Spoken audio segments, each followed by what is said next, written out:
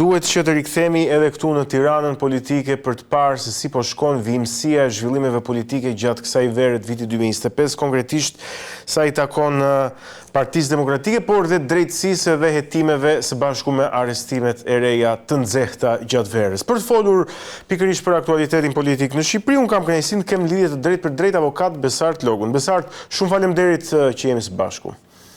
Faleminderit ju për këtë. Po e nis me procesin e rinumërimit i cili vazhdon, është kryeqyteti që po rinumërohet, më pas do të vijojë me Fierin dhe me qargje të tjera, me Elbasanin edhe me Durrësin.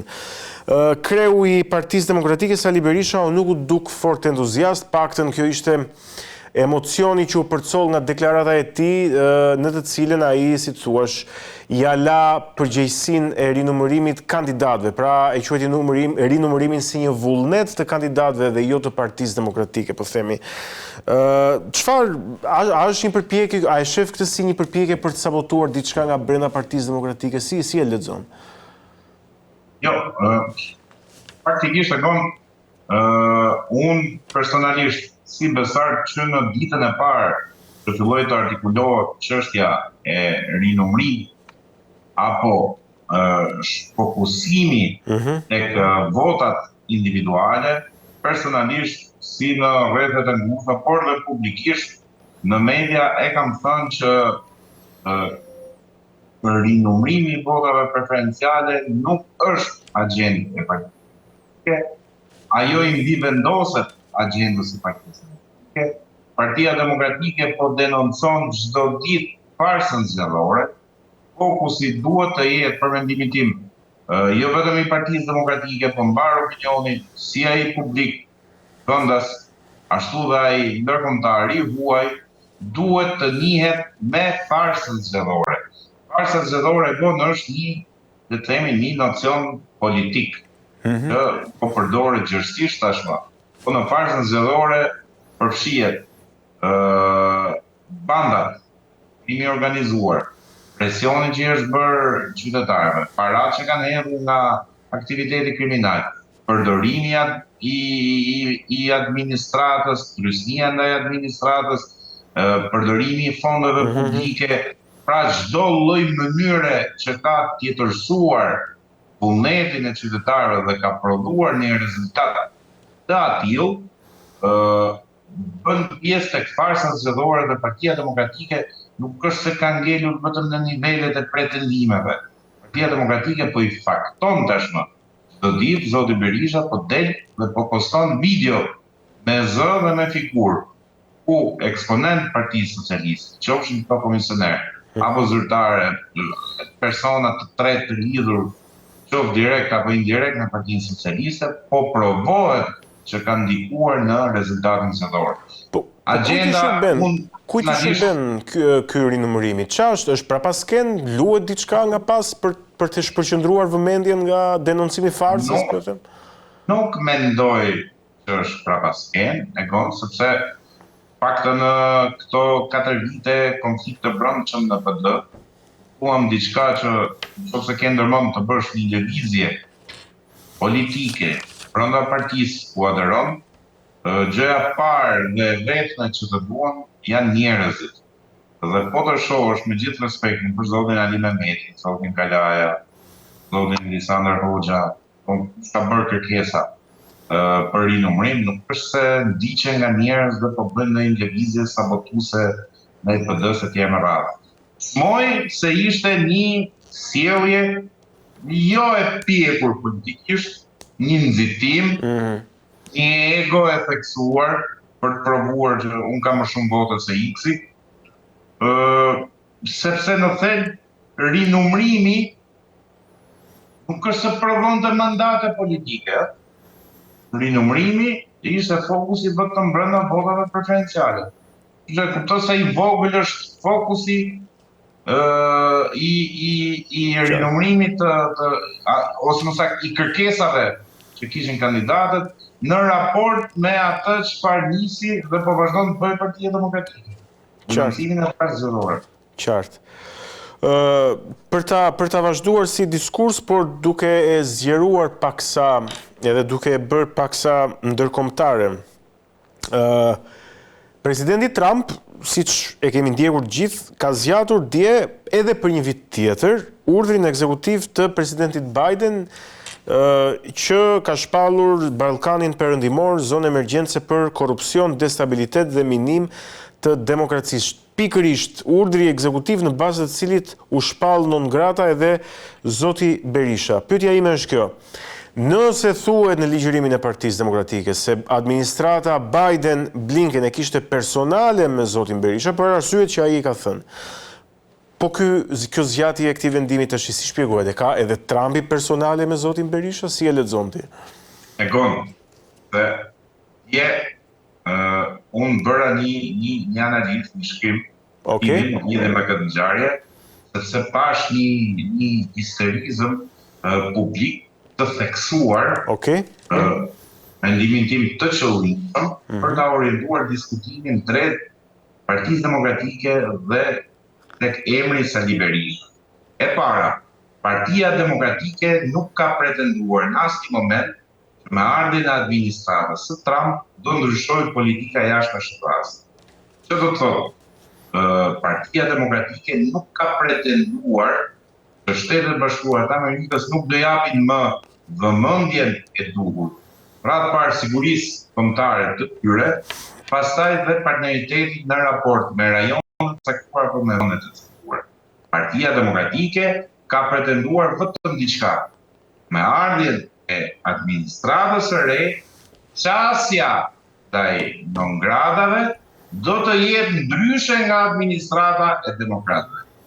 Dhe kjo nisur nga shkresa e 7 senatorëve drejtuar sekretarit shtetit të kohës zotit Blinken dhe presidentit Biden, ku pjesë një ndër firmatarët e asaj kërkese apo atij qëndrimi ku gjykonin se non-gratat po përdoreshin si mjet politik, si represion politik ndaj kundërshtarëve, kryesisht ndaj elementëve konservatorë në jashtë territorit amerikan. Ndër firmatarët ishte dhe sekretari i shtetit ai aktual. Pra, Partia Demokratike ka pretenduar që do ndryshojë qasja dhe është fakt e gon, sepse me 28 mars është revokuar vendimi për shpallje non grata, pra i sankcionimit për 2 shtetas nga Bosnia-Hercegovina. Për 2 shtetas dhe një kompani, mos gaboj meksikan, të pretenduar të lidhur me krimin e organizuar. Dhe për një shtetas tjetër rus, që është një tregtar, pjesë e dhomës tregtare ruse etj. Pra, Partia Demokratike i është referuar qasjes që kishte në kohë opozite Partia Republikane dhe në kohë pushteti me akte konkrete revokimi që ka bërë për persona të tjerë. E para. E dyta, zgjatja e afatit lidhet me persona, lidhet me shtete dhe me politikat që ndjekin lider të caktuar apo politikan të caktuar. Në rastin e zotit Berisha, ai është tashmë i shpallur non grata dhe është në një fazë të themi ankimimi apo me qëllim revokimin e vendimit për shpallje non grata. Kujtojmë këtu dhe kompaninë lobuse e cila ka nënshkruar marrëveshje me Partinë Demokratike. Continental Strategies, po. Në vlerësimin tim, zgjatja e afatit duhet të shqetësoj personat të pashpallur ende non grata. Pra, ajo është një kamban alarmi për personat të cilët nuk janë shpallur ende. Pra, ekziston mundësia që personat të tjerë të shpallen non grata. Dhe të treti, doja të ndalesh në pak të këtë pjesë, në vlerësimin tim duhet marrë në konsiderat dhe konteksti kohor. Zgjatja e efekteve të urdhrit ekzekutiv është bërë me 20 qershor, në kulmin e konfliktit në lindjen e mesme. Po. Në kulmin e përfshirjes në konflikt të drejt për drejt të Shtetet e Bashkuara të Amerikës me Iranin. Pra Egon, që do të thotë kush lutej të kishte luftë dhe kjo luftë të zgjaste me idenë se Ballkani Perëndimor apo dhe Shqipëria po kalon në plan të dytë apo të tretë, i pas kanë shkuar lutjet tonë. Që do të thotë që administrata Trump e pas ka vëmendje ndaj Ballkanit Perëndimor dhe në kohë lufte. Për ta vazhduar më tej argumentin gjithmonë në këtë kontekstin kohor, urdhri ekzekutiv i presidentit Trump u shpall një ditë para se zoti Trump të nisej për në samitin e NATO-s në Hag. Po. Në Hag. Pra, mos ishte ky një mesazh sepse pjesë të aleancës së NATO-s nga Ballkani Perëndimor është Kroacia, është Shqipëria, është Malizi dhe Maqedonia e Veriut. Të gjitha këto shtete në raport me Shqipërinë, në çdo rankim ndërkombëtar për nivelin e korrupsionit janë shumë më lart se ne. Pra, ky mesazh për kë ishte?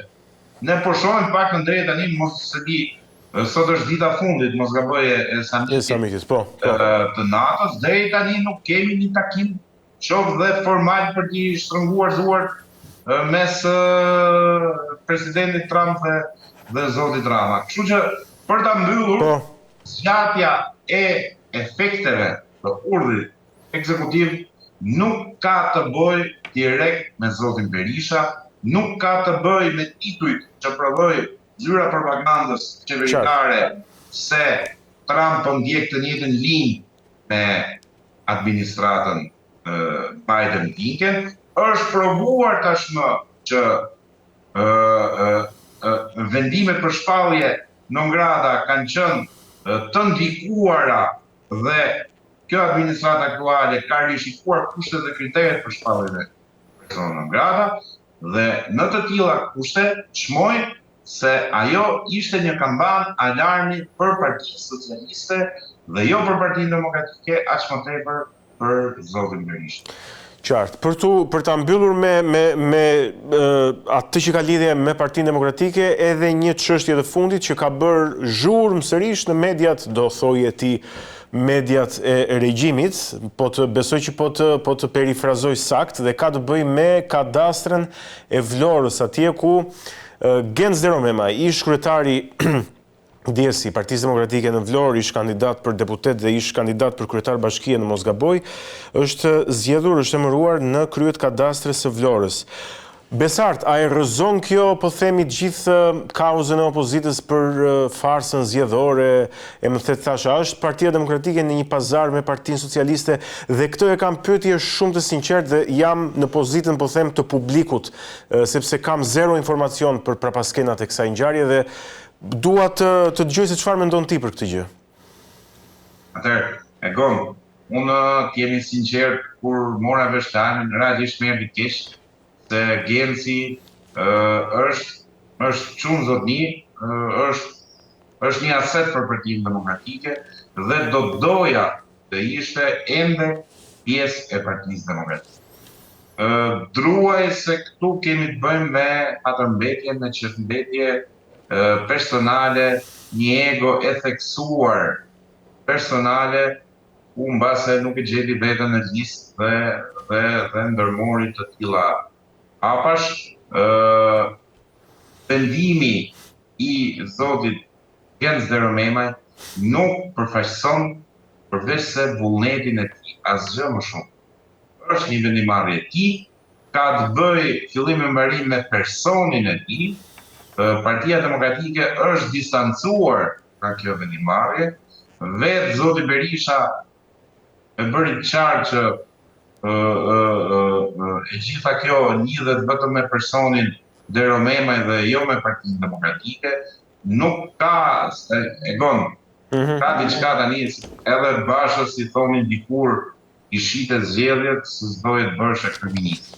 Tani, ma gjej një kryetar opozite në rrezullin toksor që nuk do të bëhet kryeminist. ta mendosh që Po ajo është e kuptueshme, patjetër, se ky është edhe qëllimi i kryetarit të opozitës, bëhet kryeministër. Fundja ore, çdo parti politike ka për qëllimin final. Rritjen e partisë, ardhjen e pushtetit, patjetër. Reformat, që mbeten historia e tjera më radhë.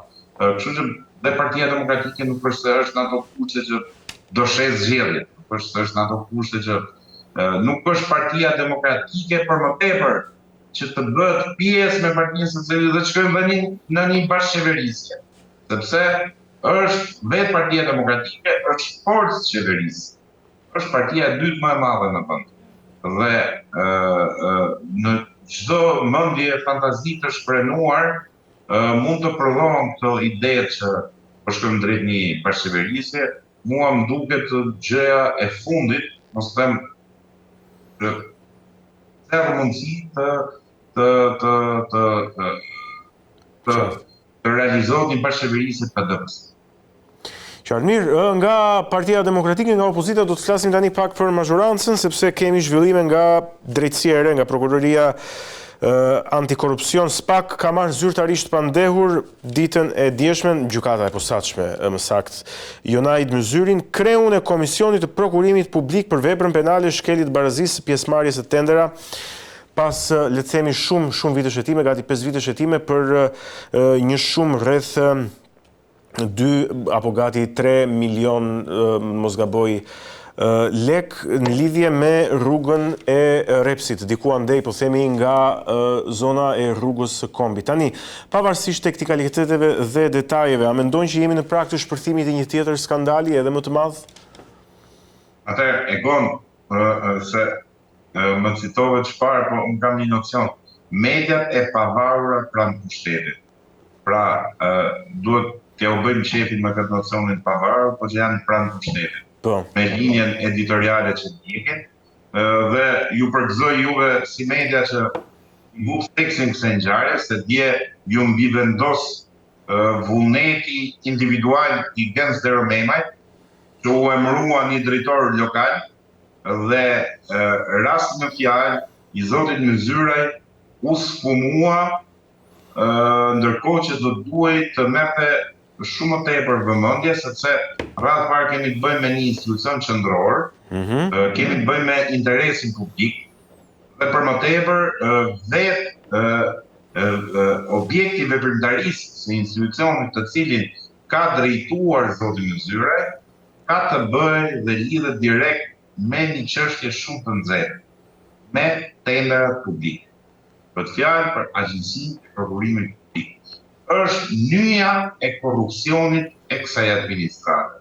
Nëse ka administratë të korruptuar, paktën në këto 35 vite pluralizëm, ajo është administrata aktuale, dhe kjo nuk është një akuzë apo retorik politike, është fakt që çdo zyrtar i lartë po shkon në dyrë e prokurisë, është fakt që çdo reformë qeveritare po bie në SPAK dhe po rrëzohet nga gjykatëria. Kujtoj këtu reformat e thella të zhurmshme në shëndetësi, të 4 kontratat i kanë SPAK. Kujtoj këtu reformën e zhurmshme në sa i përket çështjes mjedisore dhe administrimit të mbetjeve urbane. Kemi çështjen e inceneratorëve që ka dënuar një seri drejtuesish të gjitha niveleve për shkak të atij korrupsioni galopan. Pra, e ritheksoj komunikimi i akuzës ndaj zotit Myzyraj ishte një nga episodet e shumta që ka kjo qeveri në raport me korrupsionin, në raport me faktimin e veprimtarisë korruptive të zyrtarëve të lartë, të cilët vjedhin shqiptarët për të vjedhur vota, për të bashkuar, për të qëndruar në pushtetet, duke ricikluar veten, të ikë zoti Myzyraj, do vi një Myzyraj tjetër, mund të jetë më i gjatë, mund të jetë më i shkurtër, mund të jetë më i dobët, mund të jetë më i shnosht, por sërish është sistemi ai i cili do të bëjë të sillen të gjithë si Zoti Zyra. Dhe kjo nuk është gjë e re, edhe nga gjë e re në cilën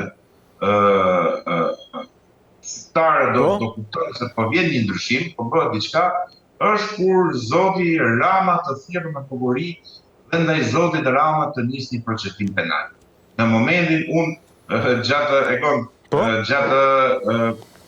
pjesës së numërimit, ishim në KZAZ, me ato miq socialist, ju thoja një batut. Partia Demokratike kaloi një tërmet fuqishëm këto 4 vite dhe tregoi që kishte bazament, kishte themele. Ndryshe ndodh me Partinë Socialiste. Ju jeni si ajo çadra që i man mes një shkop. Është Edi Rama. Momentin që bie Edi Rama do ju zë çadra qitë ju. Dhe Rama e mban atë parti. Ju të tjerë jeni kështu, jeni në kuota 0, që marrin vlerë vetëm në shifra 0, që merr vlerë vetëm nëse ka një numër natyror para.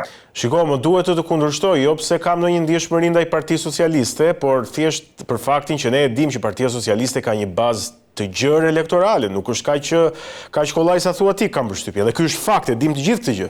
Apo jo? Po, u provua që Sara Mile merr 20.000 vota, u provua që Arken Balla merr 5.000 vota më shumë se Edi Rama kur kandidoi në cilësinë e kryeministrit, u provua që Ceno Klosi merr 10.000 vota, u provua që një zonjë nga Pushmamusi del më e votuara në qarkun Lezhë, u provua, ka bazë votesh, nëse do vjen referencë 20 maj, ka bazë votesh, por ama janë vota të dala nga aktiviteti kriminal, nga policia dhe administratës dhe vlerja votës.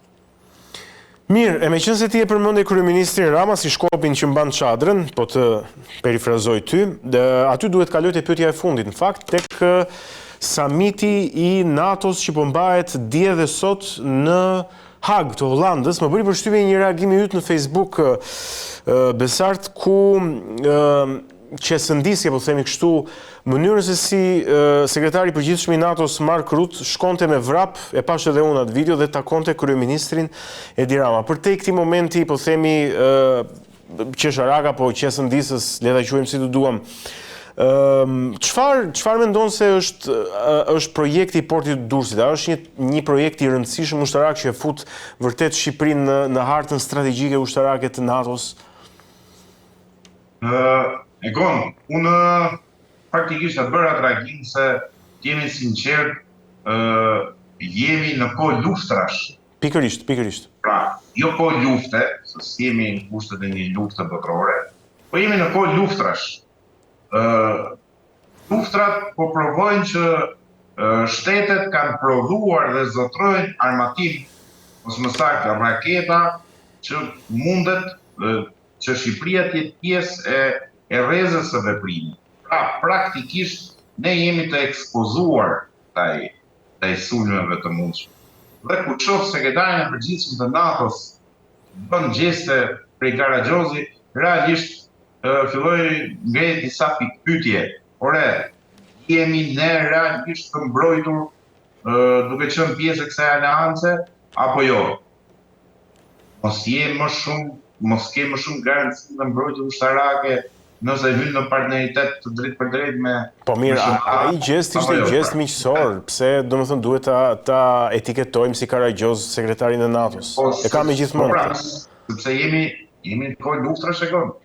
Mundet tani sekretari i përgjithshëm i NATO-s të besjellë të atilla dhe para gjithë opinionit publik ndërkombëtar. E gjithë vëmendja botës ishte tek ai samit. Dhe shef sekretarin e përgjithshëm, është një funksion administrativ, por prit, se je kreu i asaj aleanse. Aleansa e cila vendos fatet e pjesës dërmuese të vendeve të globit. Nuk mundet, është ky mesazhi që përcillet dhe nga aktet, dhe nga gestikulacionet, dhe duhet pak prezencë, duhet pak në radhë parë vendeve anëtare të përcjellësh atë sigurinë. Pastaj të përcjellësh një mesazh dhe vendeve jo mike të Aleancës së Atlantikut të Veriut që prit se këtu ketë bësh me NATO-n. Realisht, unë që jam pjesë e asaj aleance, nuk është se më përcollin ndonjë siguri e garanci që themi shqyqyr që jemi pjesë e NATO. Po ja, për shembull projekti portit të Durrësit konkretisht. Unë ta Dhe për të kaluar tek pjesa e portit të Durrësit, mu më bëri përshtypje, gjatë takimit, dje kishte takim zoti Rama me zotin Rut, sekretarin përgjithshëm të NATO-s, dhe të dy kishin bërë nga një reagim. Zoti Rut në Twitter dhe zoti Rama në Facebook, ku zoti Rut pak a shumë kishte prekur pikat e diskutimit mes ti dhe zotit Rama, dhe porti i Durrësit nuk është të citoj askund. Ndryshe nga zoti Rama që ndër të tjera, pra përveç çështjeve të Ballkanit Perëndimor, ndarësimit të rritjes së investimit në vendet anëtare, ishte Rama ai i cili shkonte më tej dhe citonte portin e Durrësit si temë të diskutimit. Ne nuk e di nëse gënjen apo gabon të themi, të jemi më të moderuar në terminologji, gabon zoti Rama apo zoti Rut në reagimet, por jam i prirur, duke qenë se njohim më shumë zotin Rama se sa është në gjendje të manipulojë të vërtetat, jam i prirur të besoj më tepër Rut që porti i Durrësit nuk është se porti i ri i Durrësit nuk është pjesë e agjendës së NATO-s apo e miratuar. Kështu që si çdo nisëm vendimarrje, investim, projekt, reform, që ka bërë kjo qeveri në 3 vitet, në 3 mandatet paraardhëse, ashtu do jetë dhe porti i ri i Durrësit, që Rama tenton ta shesë si një projekt të ri dhe të mbështetur nga NATO, ndërkohë që pronat e ushtrisë i ka dhënë oligarkëve, ja u ka dhënë investitorëve strategjik që janë njerëz pranë qeverisë dhe rrethit të ngushtë financiar të zotit Rama.